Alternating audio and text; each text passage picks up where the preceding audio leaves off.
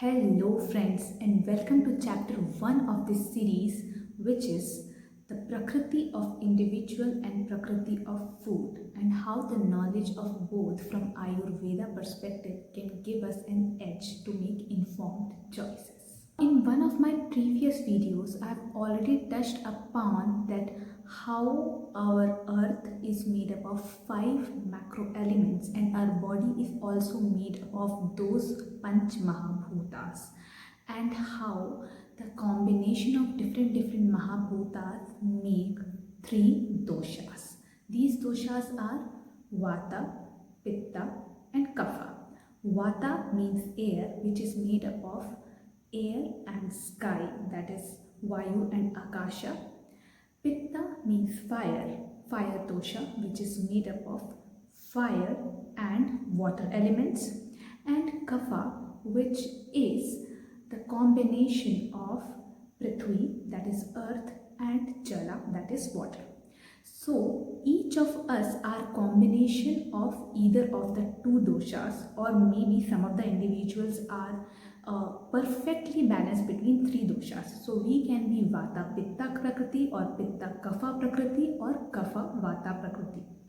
And knowing our Prakriti will give us the idea that what our body type is and what type of food we should consume. But how we will know that what type of food we should consume? By also knowing the Prakriti of food. Yes, isn't it exciting that Ayurveda also tells about what are the Prakriti of foods apart from Prakriti of an individual?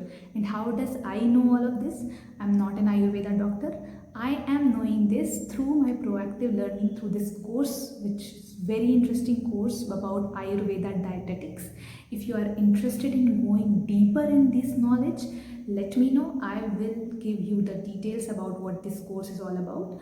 So, Prakriti of food, it means the sensorial appreciation or experience of an ingredient to an individual in terms of not just taste but the digestive effect of any food to an individual. Now, what that sensorial appreciations can be? Sight of the food, that is Rupa, then smell of the food, that is Gandha, then sound of the food, that is Shabda, then taste of the food, that is Rasa, touch of the food, that is Sparsha. So we will go a little bit in detail with rasa of the food, because rasa of the food will give you the essence of what can be the prakriti of food and how you can know that which type of food has which prakriti and that which type of food can suit to your body as per your prakriti. If you want to go into detail, you have to know your prakriti, and for knowing your prakriti, I would suggest you can go to an Ayurveda doctor, or if you want, I can tag in the video some of the questionnaires, very easy questionnaires, which filling of answering to which you will come to know your body type. But I will still recommend, if you want to go deep into it, either do the course I am doing or go to an Ayurveda physicist. Rasa encompasses Rasa Panchaka of food.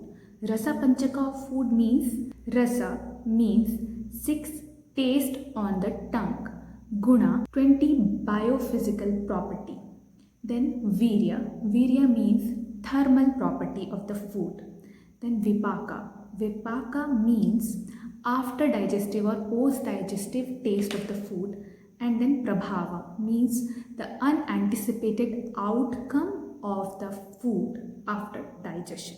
And also, the biological or pharmacological activity of food is called karma. If we see rasa, there are 6 rasa or 6 taste, that is sweet, sour, salty, bitter, astringent and pungent. And each of the taste have different activity on the dosha. For example, sweet or madhura can be kapha increasing while vata and pitta balancing. So if you are having much of a sweet, and if you are a kapha pravritti person, it can further increase your kapha. So knowledge of this can make you much more informed and tell you which kind of food you should eat much more. While if you are a vata prakriti person, having sweet in moderation can be good for your body. It is not always advisable, because for detail you have to go to a Ayurveda physicist, because you can have different type of dosha dominance on different properties of your body. While Sar can have Pitta and Kapha increasing property and Vata balancing property.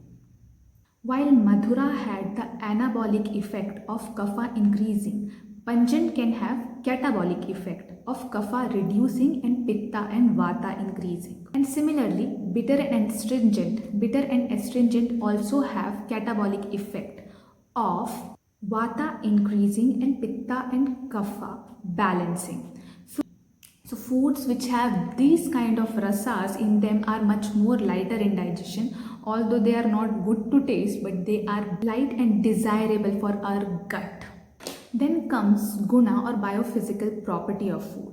For example, guru means heavy food, which can be kapha increasing and vata decreasing, while the opposite property, that is laghu, means light, which can be vata increasing and kapha balancing. For example, puffed rice can be lighter on digestion, while uncooked rice is very heavy on digestion. Similarly, Shita means cold and Ushna means hot as a biophysical property. So Shita can be Pitta balancing, while Vata and Kapha increasing. On the other hand, Ushna means Pitta increasing while Vata and Kapha balancing. So Shita can be room temperature milk or coconut water are some examples of Shita food, which can have Shita cold effect on our body, while pepper or spices, they have Pitta increasing property, they are hot, and Vata and Kapha balancing. Likewise, we have 20 such biophysical property. I'm not going into detail because it's a very lengthy science. I'm just giving you a glimpse to have an idea. Now, thermal property, that is virya. It means the food can be exothermic or endothermic.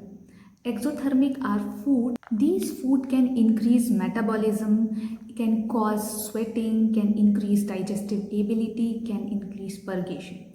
While on the other hand, the endothermic food can reduce or hinder digestion, can calm the mind, nourish body tissues, and decrease the metabolism of body. Example can be milk. Milk is an endothermic in terms of virya, which can nourish and calm our body, our mind, but at the same time it is very heavy to digest and reduces the metabolism, as compared to pepper, which is exothermic in virya, which can increase the metabolism of the body, and which can make us sweat and feel much more body heat. Similarly, we have vipaka, that is post-digestive taste, which majorly depend on the starting taste of the food, and post-digestive taste can also be the tastes which we initially discussed in rasa. And after knowing your body type, you can also compile that data or that knowledge with what are the foods which have different type of dosha increasing or reducing property, and which food can suit you and which food to eat at which time of the day. Alright, so this knowledge will help you make informed choices about knowing your own body and about knowing what type of food you should consume as per your body. For example, I am Vata Pitta Jaka Prakriti, means my body is Vata dominant. It means my body is mostly dry, I have dry scalp, I have dry skin, and because of dry scalp I am undergoing a lot of hair fall issues. So I think I should have much more lubricating kind of food, much more food which are heavier on side, which like madhura rasa, or which can lubricate my body, like ghee or oils, vata balancing food. So this knowledge I have because I know what is my body type. Similarly, you can have this knowledge and you can use this knowledge to have well informed choices in what kind of food you should consume and not. This is all for today. If you want to know more, let me know. I will try to resolve your queries. Signing off. My name is Batul and thank you so much for watching.